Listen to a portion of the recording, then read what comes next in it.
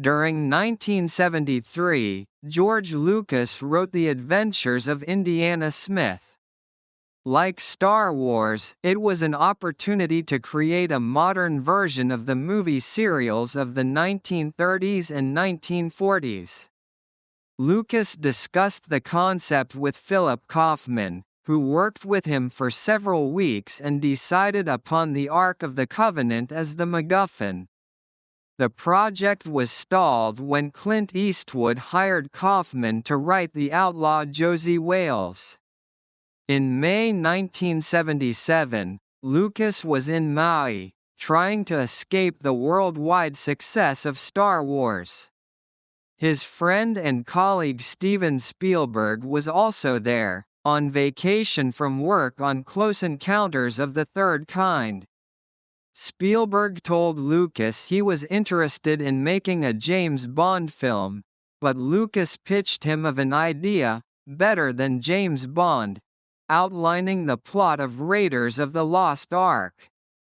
Spielberg loved it, calling it a James Bond film without the hardware, and had the character's surname changed to Jones.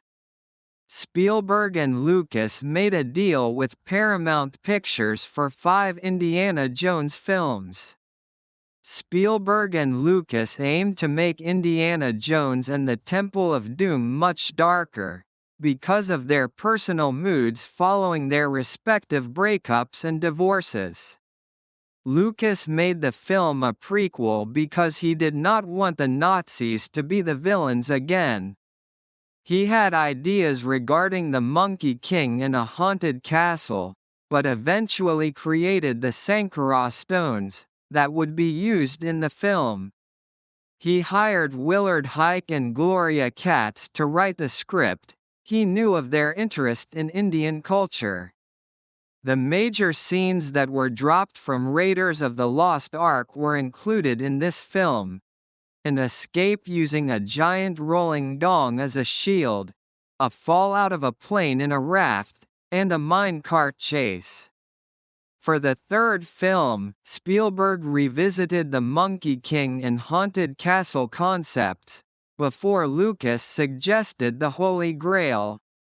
Spielberg had previously rejected this as too ethereal, but then devised a father-son story and decided that the Grail that everybody seeks could be a metaphor for a son seeking reconciliation with a father and a father seeking reconciliation with a son. Following the 1989 release of Indiana Jones and the Last Crusade, Lucas let the series end as he felt he could not think of a good plot device to drive the next installment and chose instead to produce the Young Indiana Jones Chronicles, which explored the character in his early years.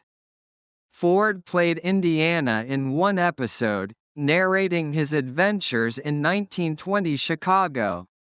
When Lucas shot Ford's role in December 1992, he realized that the scene opened up the possibility of a film with an older Indiana set in the 1950s. The film could reflect a science fiction 1950s B-movie, with aliens as the plot device. Ford disliked the new angle, telling Lucas, "No way am I being in a Steven Spielberg movie like that." Spielberg himself, who depicted aliens in Close Encounters of the Third Kind and E.T. the Extraterrestrial, resisted it. Lucas devised a story, which Jeb Stuart turned into a script from October 1993 to May 1994. Lucas wanted Indiana to get married, which would allow Henry Jones Sr. to return, expressing concern over whether his son is happy with what he has accomplished. After learning that Joseph Stalin was interested in psychic warfare, Lucas decided to have Russians as the villains and the aliens to have psychic powers. Following Stewart's next draft, Lucas hired Last Crusade writer Jeffrey Boehm to write the next 3 versions, the last of which was completed in March 1996.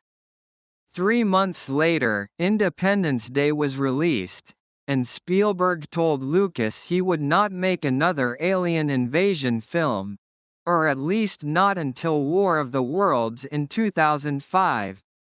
Lucas decided to focus on the Star Wars prequels instead.